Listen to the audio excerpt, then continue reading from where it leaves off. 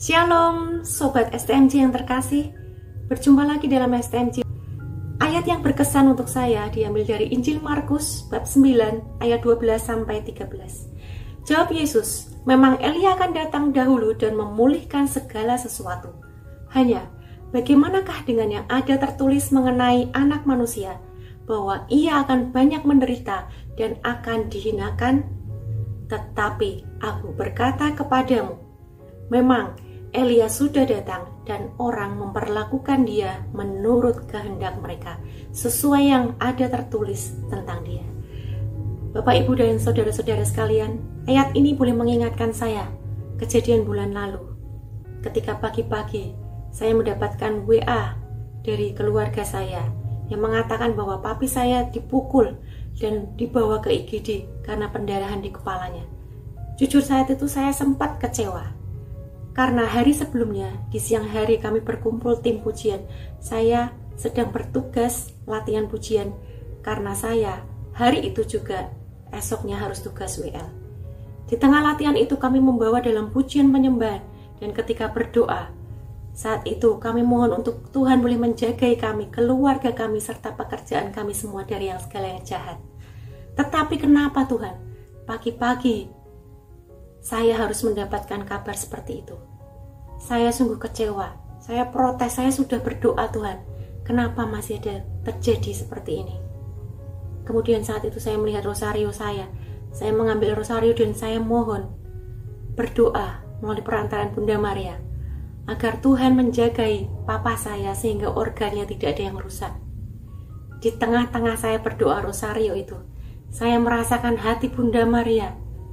Saya melihat Bunda Maria berlutut di bawah kayu salib, merasakan pilu hatinya ketika anaknya dipukul, dilempari batu, berdarah, dicaci maki, padahal anaknya sama sekali tidak bersalah. Saat itu saya menangis, saya merasakan juga mengapa papi saya yang tidak bersalah harus mengalami hal tersebut. Saya katakan dalam doa, ketika Tuhan memampukan saya, Tuhan, ampunilah dia yang tidak tahu apa yang ia lakukan terhadap papi saya. Dan Tuhan, sembuhkanlah papi saya. Dan akhirnya setelah berdoa, di otak saya itu saya serasa diputar oleh lagu syukur, dorongan untuk saya terus bersyukur. Akhirnya ketika saya memutuskan untuk kembali ke kota saya untuk melihat papa saya mendapatkan hikmat di tengah jalan. Kalau saja saya tidak berdoa, bisa saja terjadi sesuatu yang lebih buruk. Dan saat itu saya dimampukan untuk terus bersyukur. Benar Tuhan, benar Tuhan, terima kasih untuk segala perlindungan-Mu. Dan ternyata saya diberi pesan oleh keluarga saya saat itu mengatakan bahwa papa saya sudah dijahit kepalanya.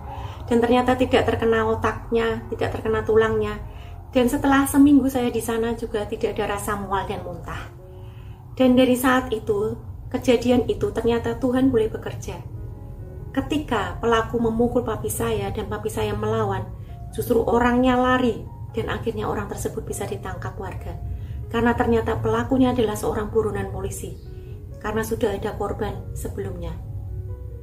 Bapak, Ibu, dan teman-teman semuanya, ada tertulis mengenai anak manusia, bahwa ia akan banyak menderita dan akan dihinakan. Tetapi aku berkata kepadamu, memang Elia sudah datang dan orang memperlakukan dia menurut kehendak mereka.